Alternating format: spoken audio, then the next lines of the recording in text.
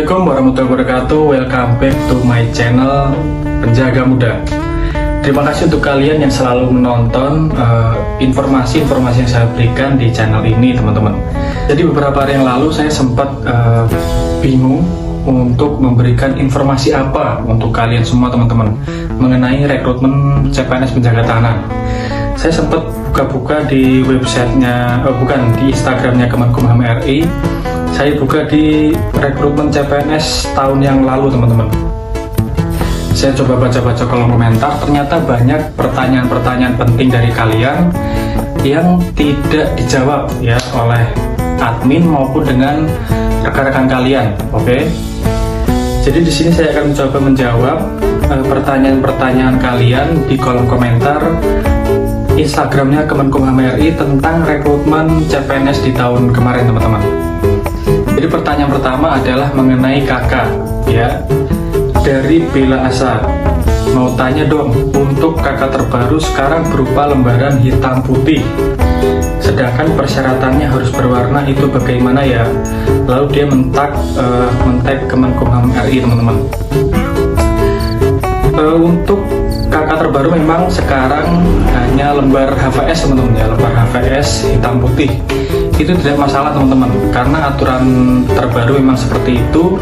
Dan jika kalian ketahui, untuk kakak sekarang tidak perlu legalisir, teman-teman. Yang legalisir hanyalah KTP dan akte kelahiran.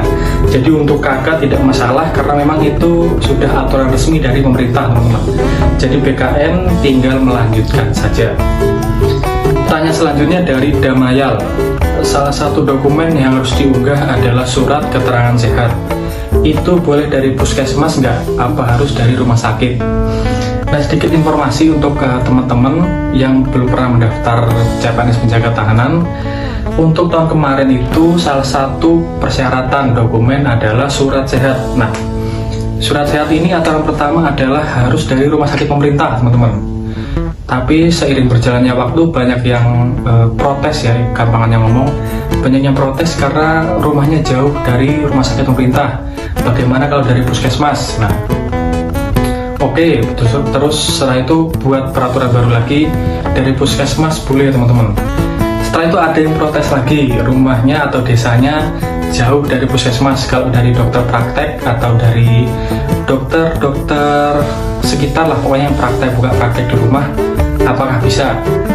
Suratnya muncul lagi, ternyata boleh ya. Jadi untuk tahun kemarin surat keterangan sehat itu boleh dari puskesmas, boleh dari rumah sakit, boleh dari dokter praktek, teman-teman. Yang penting dari surat sehat itu tertera bahwa kalian sehat dan tinggi badannya mencukupi, teman-teman.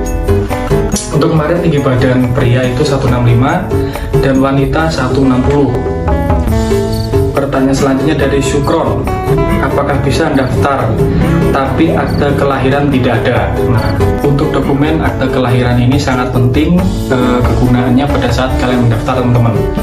Karena syaratnya adalah KTP, akte kelahiran, KK, ijazah dan lain sebagainya. Apabila kalian tidak memiliki akte kelahiran dan misalkan nih kecerobohannya panitia kalian dinyatakan lolos, kalian tetap akan gagal pada saat pemberkasan, teman-teman. Karena pada saat pemberkasan itu dokumen persyaratannya lebih banyak daripada saat kalian seleksi administrasi, teman-teman. Jadi jika kalian tidak memiliki akte kelahiran, silahkan kalian membuat akte kelahiran terlebih dahulu ya.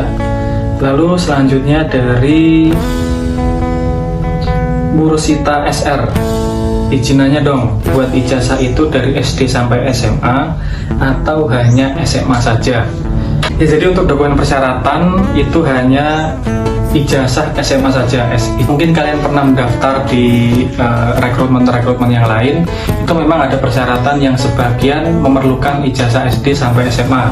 Tapi untuk menjaga tahanan, kalian hanya memerlukan ijazah dan SKHU SMA saja, teman-teman. Jadi nggak usah bawa SD sama SMP. Lalu pertanyaan selanjutnya dari Ayu Yulan. Syaratnya apa saja sih supaya bisa daftar di sini? Di sini maksudnya daftar penjaga tahanan ya. Yang pertama, kalian harus memiliki kelengkapan dokumen persyaratan untuk mendaftar penjaga tahanan. Setelah itu kalian harus bisa lolos CAT, seleksi CAT. Setelah itu kalian harus lolos seleksi jasmani teman-teman ya, dengan ketentuan nilai yang sudah ditentukan. Lalu kalian harus lolos seleksi wawancara. Jadi bisa dipastikan kalian harus sehat secara fisik, jasmani. Lalu untuk dokumen-dokumen persyaratan kalian harus lengkap. Selanjutnya dari Maria Kiptiah, untuk penempatan apakah sesuai wilayah masing-masing atau bisa di kota lainnya. Untuk penempatan CPNS penjaga tahanan, jika kalian dinyatakan lulus, kalian kemungkinan besar tidak akan ditempatkan di wilayah domisili kalian teman-teman. Jadi pengalaman saya kebanyakan memang akan di luar dari wilayah tersebut, akan dibuang di luar dari wilayah kalian. Misalkan kalian domisili di kota A, kalian akan minimal paling dekat penempatannya kalian akan dipindah ke kota B, seperti itu. Jadi memang tidak akan di wilayah kalian, paling jauh itu tidak akan keluar dari provinsi teman-teman. Nah, selanjutnya pertanyaan dari Tiara Widiasti, kalau sudah selesai mendaftar online, apakah masih sama dengan tahun sebelumnya? Administrasi, beberapa syarat dokumen mau dibawa dan dikirim ke kantor pos. Jadi untuk dikirim ke kantor pos itu pada waktu seleksi di angkatan 2017 teman-teman, pada saat angkatan saya.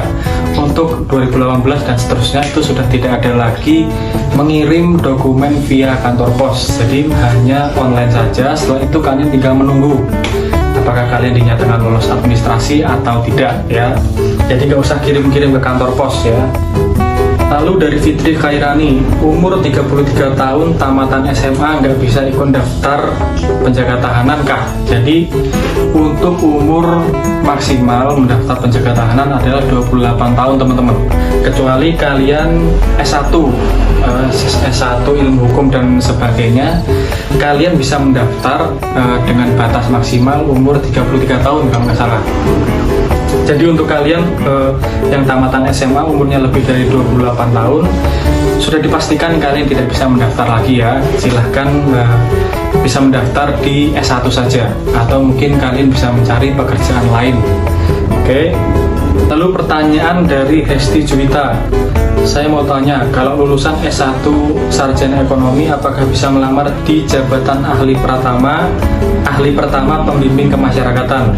Nah, setahu saya untuk pembimbing kemasyarakatan ini kualifikasi pendidikannya adalah ilmu hukum, sosial, dan apa gitu. Pokoknya untuk ekonomi itu tidak masuk di kriterianya pembimbing kemasyarakatan. Jadi mungkin ada sih, mungkin sepertinya ada untuk sarjana ekonomi mungkin, tapi bukan di pembimbing kemasyarakatan teman-teman. Jadi silahkan kalian pada saat pendaftaran kalian cek dengan teliti ke apa yang ingin kalian daftar dan kualifikasi pendidikannya seperti apa ya. Saya kira mungkin itu yang dapat saya jawab dari pertanyaan kalian ya. Saya kira sekian dulu informasi yang dapat saya berikan untuk kalian semua, semoga bermanfaat. Jangan lupa untuk dukung terus channel saya dengan cara subscribe, like, komen, dan share agar saya dapat terus membagikan informasi-informasi yang bermanfaat untuk kalian seputar CPNS Kemenkumham, khususnya penjaga tahanan teman-teman. Saya akhiri perjumpaan kita kali ini. Semoga kalian semua selalu diberikan kesehatan agar dapat mempersiapkan diri sebaik mungkin dalam mengikuti seleksi CPNS di pendaftaran selanjutnya. Saya akhiri perjumpaan kita kali ini. Terima kasih untuk kalian yang sudah menonton. Sampai jumpa di konten-konten selanjutnya. Wassalamualaikum warahmatullahi wabarakatuh.